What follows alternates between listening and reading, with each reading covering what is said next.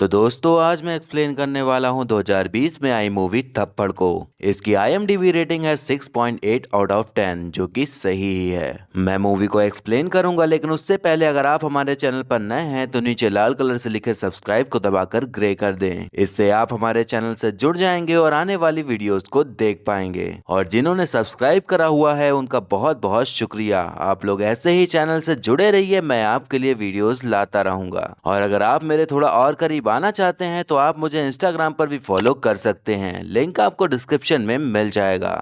तो मूवी की शुरुआत में हम विक्रम नाम के आदमी को देखते हैं जो कि कल होने वाली मीटिंग के लिए प्रेजेंटेशन तैयार कर रहा होता है। फिर वहीं हम उसकी पत्नी अमृता को देखते हैं जो कि अपने पति की हर कमी और हर नीड को पूरा कर रही होती है और खुशी खुशी उसका कहा सारा काम कर रही होती है। विक्रम की मीटिंग अगर सही हो जाती तो उसको लंदन में शिफ्ट होने का मौका मिल सकता था और एक अच्छे पोस्ट पर कंपनी उसको रखने वाली थी। इसीलिए वो प्रेजेंटेशन के लिए काफी मेहनत कर रहा था और उसकी इस तैयारी में उसका दोस्त सुबोध भी उसका साथ दे रहा था। अब अगला दिन आ जाता है और हम देखते हैं कि अमृता विक्रम के जागने के पहले ही उठ जाती है। फिर वो घर का सारा काम करती है, फिर बालकनी में जाकर कुछ टाइम के लिए खुद के साथ समय बिताती है। वहीं फिर अमृता की पड़ोसी शिवानी को देखते हैं जो कि एक बच्ची की माँ होती है, लेकिन उसका अपने पति के साथ डिवोर्स हो चुका होता है। उसके बाद हम अमृता की सास को देखते हैं जो कि अपने पूरी फैमिली के साथ नहीं बल्कि विक्रम के साथ ही रहती थी और उनकी अपने पति से नहीं बनती थी। इसके बाद अमृता चाय लेकर विक्रम के पास जाती है और उसे नींद से उठाती है।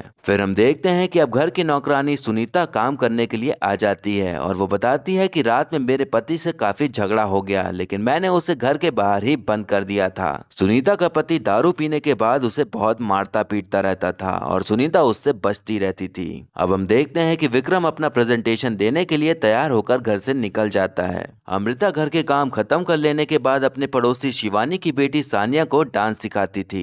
एक्चुअली अमृता को डांस करना बहुत पसंद था, लेकिन शादी के बाद उसने सब कुछ छोड़ दिया था और घर के मेंबर्स को खुश रखने के लिए अपनी पसंद को पीछे छोड़कर अपने पति के पसंद को ही अपनी पसंद बना ली थी। अमृता फिर उसके बाद अपने मम्मी पापा के घर चली जाती है और वहाँ उनसे बातचीत करती है। फिर तभी वहाँ पर अमृता का भाई करण और उसकी होने वाली बीवी स्वाति आ जाती है और फिर सभी लोगों में बातचीत होना शुरू हो जाती है। इसके बाद हम विक्रम को देखते हैं जो कि अपने पिताजी के घर आया होता है और वो बिजनेस के बारे में बातचीत कर रहे होते हैं। अब अगले दिन फिर से अमृता उठती है और सेम वैसे ही सारे काम करती है और विक्रम भी सेम तैयार होकर ऑफिस के लिए निकल जाता है। अब विक्रम ने जो प्रेजेंटेशन दिया था वो कंपनी को काफी पसंद आ गया था और उसका प्रमोशन भी हो गया था, तो वो यही खुशखबरी अमृता को देता है और रात में पार्टी रखने के लिए भी कह देता है। अब हम देखते हैं कि घर में एक बहुत बड़ी पार्टी रखी गई होती है और सभी लोग उसमें नाच गा रहे होते हैं और काफी एंजॉय कर रहे होते हैं। तभी विक्रम को उसके बॉस का कॉल आता है और बॉस बताते हैं कि लंदन में अब किसी और को अपॉइंट कर दिया गया है, तो अब तुम यहीं पर काम करोगे और लंदन नहीं जाओगे।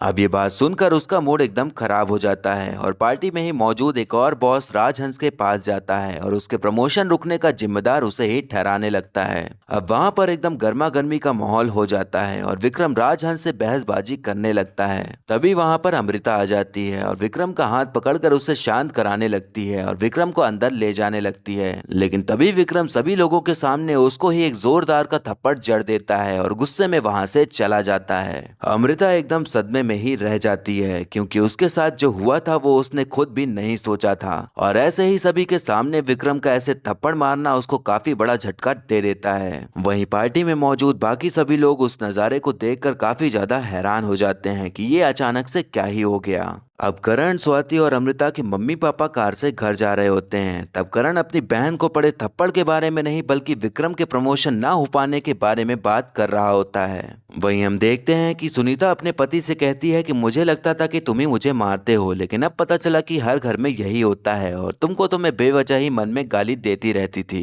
अब पति ये सुनकर फिर से उसे एक थप्पड़ चढ़ देता है। अब हम नेत्रा नाम की लड़की को देखते हैं जो कि पेशे से एडवोकेट होती है और अपने पति के साथ कार से जा रही होती है। उसका पति एक फेमस पत्रकार होता है, तो वो कहता है कि तुम आज जो भी हो वो मेरे और मेरे पिताजी के नाम की वजह से हो और इस बात के लिए तुम्हें शुक्रगुजार होना चाहिए। नेत्रा नेत्रा अपनी लाइफ में जो भी करती थी उसका पति उसका अचीवमेंट का क्रेडिट खुद को ही दे देता था, जिस वजह से नेत्रा उसके साथ खुश नहीं थी क्योंकि वो उसे कभी भी समय नहीं देता था।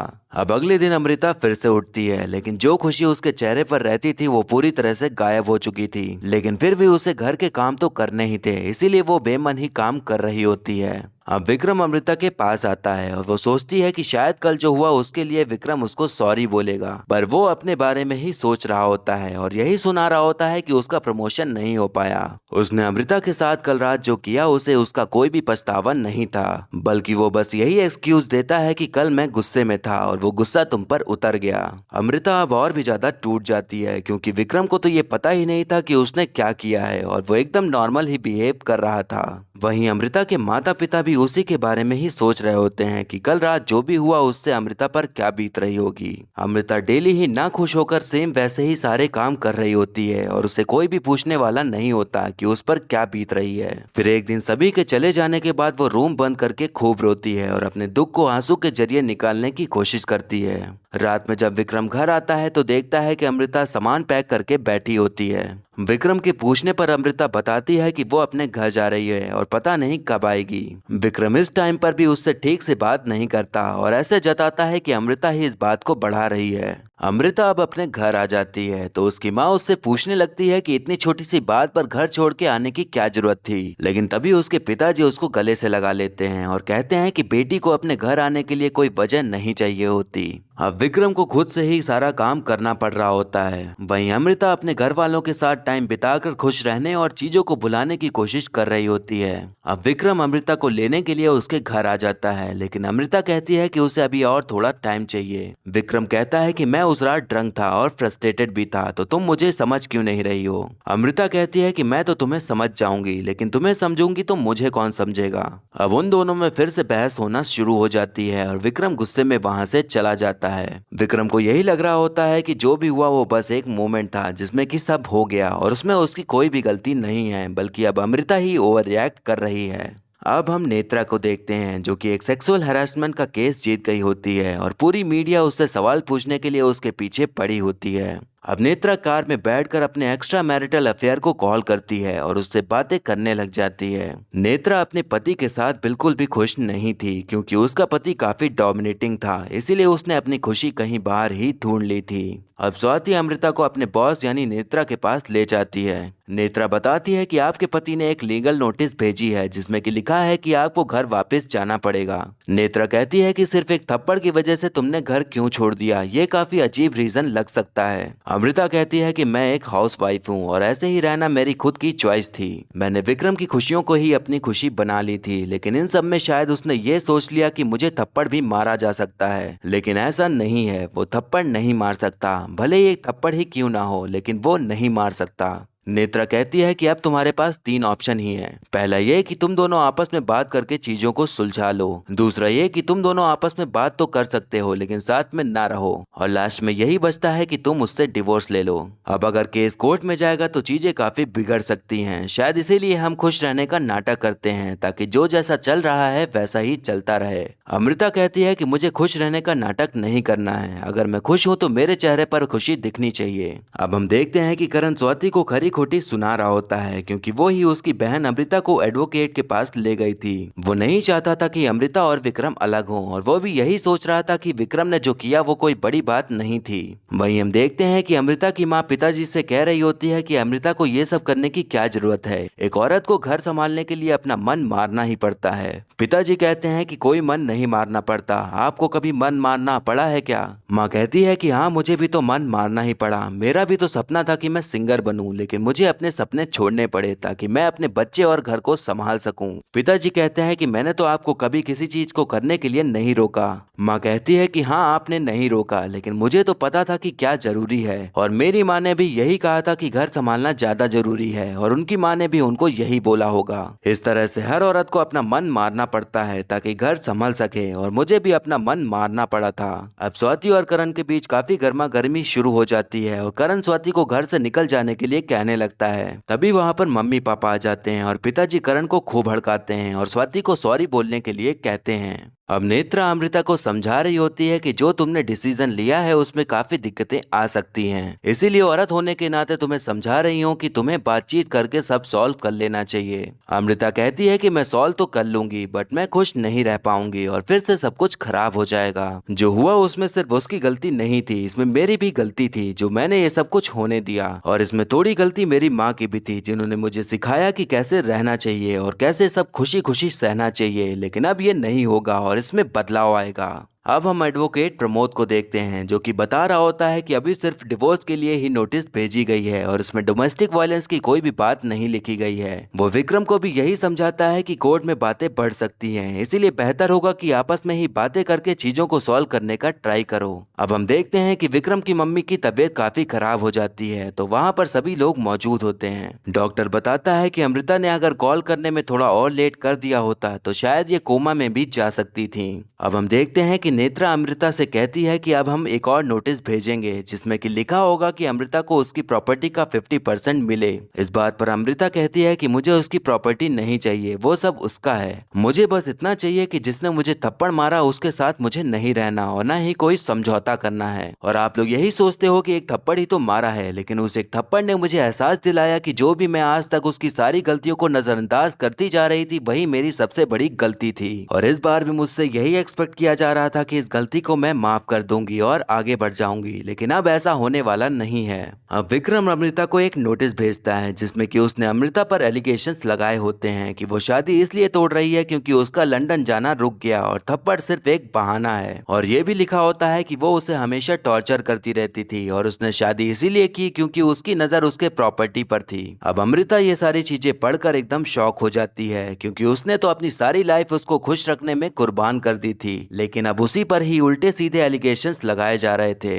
अब नेत्रा उसे समझा रही होती है कि ऐसे सीधे सीधे केस लड़ने से कुछ नहीं होगा, तुम्हें भी उल्टे तरीके से बात बोलनी होगी। अमृता कहती है कि मैं उसके जैसे कुछ गलत बात नहीं बोलूंगी और ऐसे ही सीधे तरीके से केस लड़ूंगी, फिर चाहे जो भी हो। अब हम देखते हैं कि सुबोध विक्रम के पास आता है और बताता है कि हंसराज ने बॉस से तुम्हारे बारे में बात करी है तो हो सकता है कि अब तुम्हारा प्रमोशन हो जाए। वहीं हम देखते हैं कि अमृता अपना प्रेगनेंसी टेस्ट कर रही होती है जो कि पॉजिटिव निकल आता है। अमृता तुरंत ही विक्रम के पास पहुंच जाती है और उसे बताती है कि वो प्रेग्नेंट है। विक्रम ये बात सुनकर एकदम खुश हो जाता है और उससे कहता है कि तुम अब घर वापस आ जाओ, तब हमारा बच्चा एकदम खुशी से रह पाएगा। लेकिन अमृता उसकी बातों से बिल्कुल भी एग्री नहीं करती। वो कहती है कि हम लोग अलग ही रहेंगे लेकिन ये बच्चा हम दोनों का है, तो जैसा चल रहा है सब वैसा ही रहेगा। विक्रम कहता है कि तुम ऐसे चाहो तो जो भी करो, लेकिन ये बच्चा तो मेरे पास ही रहेगा।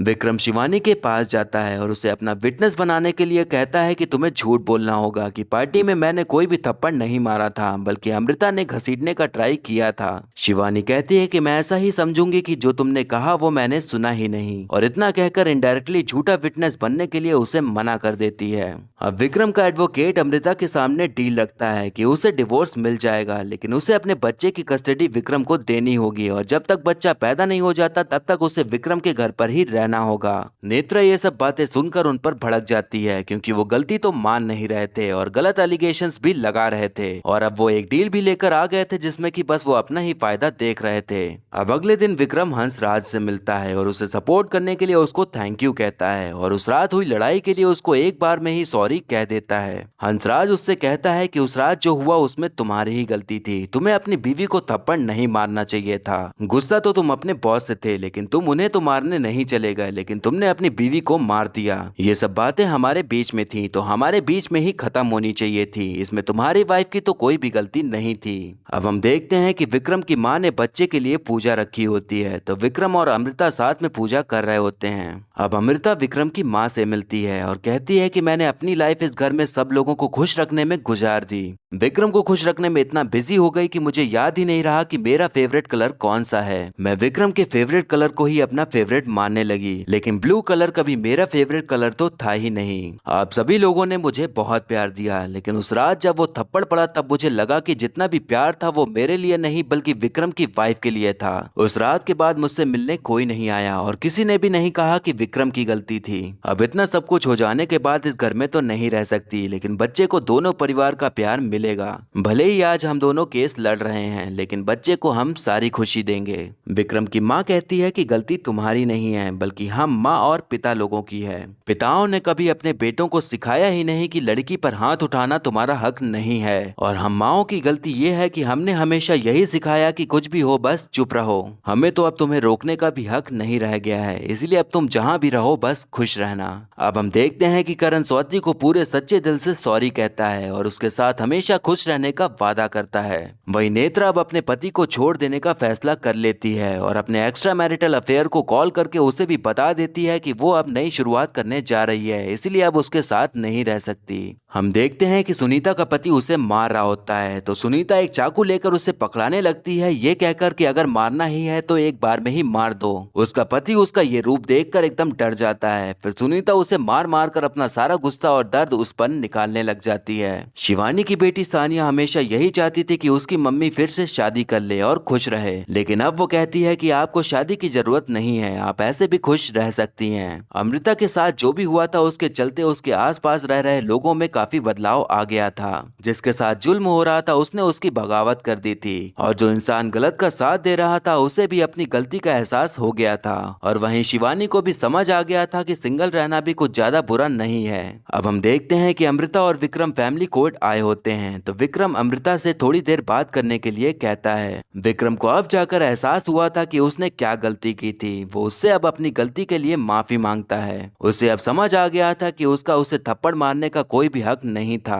वो बताता है कि मैंने अपना लंदन जाने का सपना और जॉब छोड़ दी है और मैं अब फिर से जीरो से शुरू करना चाहता हूँ। अब हम देखते हैं कि दोनों लोग डिवोर्स पेपर पर साइन कर देते हैं और दोनों का तलाक हो जाता है। फिर दोनों लोग अपने कार में बैठकर अपनी लाइफ के अलग अलग रास्ते पर निकल जाते हैं। उन दोनों की आंखों में आंसू होते हैं। दोनों को ही एक दूसरे से बिछड़ने का दुख हो रहा होता है, लेकिन अब दोनों साथ भी नहीं हो सकते थे और इसी दुख भरे फीलिंग के साथ मूवी यहीं पर खत्म हो जाती है। तो दोस्तों ये पूरी मूवी एक थप्पड़ पर बेस्ड है और उसी एक थप्पड़ के चलते हर किसी के लाइफ में बहुत से चेंजेस आ जाते हैं। विक्रम को माफ कर देना अमृता के लिए कोई बड़ी बात नहीं थी, क्योंकि एक औरत बहुत कुछ सहती है और मर्द को हमेशा माफ कर ही देती है। लेकिन जब वो देखती है कि किसी को भी उसकी चिंता ही नहीं है और ना ही उसे कोई पूछने आता है कि उसे कैसा फील हो रहा है, तो इस बात से उसको ज्यादा दुख पहुंचता है। विक्रम अगर उससे दिल से सॉरी भी कह देता तो अमृता माफ कर ही देती, लेकिन वो अपने ही बारे में सोचने में पड़ा होता है और ये भी नहीं देखता कि उसने क्या किया है। खैर ये तो बात रही कि अमृता माफ कर देती, लेकिन अब बात आती है कि वो माफ करती ही क्यों। अब अगर आपको ही कोई आपका चहेता सब जान पहचान वालों के सामने एक जोर का तमाचा जड़ दें तो मुझे नहीं लगता कि आपका उसके साथ जो भी रिश्ता होगा वो वैसा ही बना रह पाएगा। हम इसलिए इस बात को हजम नहीं कर पाते कि बस एक थप्पड़ मारने की वजह से इतना हंगामा क्यों खड़ा कर दिया, क्योंकि ऐसे तो हम जानते ही हैं कि अगर डोमेस्टिक वायलेंस की बात आती है तो सिर्फ एक थप्पड़ तो नहीं मारा जाता। ठीक वैसा ही जैसा सुनीता के साथ हो रहा था। वो डेली ही अपने पति से पिटती रहती थी, लेकिन उसे फिर अमृता को देखकर हौसला मिला और उसने भी अपने पति के खिलाफ बगावत कर दी। हम ये भी कह सकते हैं कि अभी एक थप्पड़ ही मारा था तो हो सकता है कि विक्रम इस बात का आदी हो जाता और हर बार गुस्सा आने पर वो अपना गुस्सा अमृता पर ही उतारता, तो इसीलिए पहली बार में ही उस चीज को रोकना सही था। हम अक्सर कहते हैं कि जब भी आपके साथ कोई गलत करे या आपको अच्छा न लग रहा हो तो उसे तुरंत मना कर दें, तो अमृता ने भी वही किया था ताकि उसके साथ दोबारा वो कुछ भी ना हो जो उसके साथ पहली बार हुआ। इस मूवी में हमें सानिया का एक लड़के के साथ रिलेशनशिप दिखाया गया है जिससे कि शिवानी को कुछ भी फर्क नहीं पड़ता और उसे पूरी तरह से सपोर्ट करती है, लेकिन मैंने एक्सप्लेन में कहीं भी मेंशन नहीं किया क्योंकि इस सीन का कोई भी मतलब नहीं था। अब भला 12-13 साल के बच्चों की लव रिलेशनशिप दिखाने का क्या ही मतलब था। अब अमृता ने जो किया वो सही किया या फिर उसे विक्रम को उसकी गलती के लिए माफ कर देना चाहिए था, ये आप अपने हिसाब से कमेंट करके जरूर बताइएगा। अगर आप इस मूवी को देखना चाहते हैं तो इसे इसे Amazon प्राइम पर देख सकते हैं। तो ये था एक्सप्लेनेशन थप्पड़ मूवी का। आपको मूवी और मेरा एक्सप्लेन करना कैसा लगा ये कमेंट करके जरूर बताइएगा। और ऐसे ही आने वाली वीडियोस देखते रहने के लिए हमारे चैनल को सब्सक्राइब करें और बेल आइकन दबा दें, जिससे कि आपको नई वीडियोस की नोटिफिकेशन मिल जाएगी। आप चाहें तो हमें इंस्टाग्राम पर भी फॉलो कर सकते हैं, लिंक आपको डिस्क्रिप्शन में मिल जाएगा। और वीडियो अच्छी लगी हो तो लाइक जरूर करें। आपके लाइक और कमेंट से मुझे और भी वीडियोस बनाने का मोटिवेशन मिलता है। तो मिलते हैं नेक्स्ट वीडियो में, तब तक के लिए टाटा बाय बाय और नमस्ते।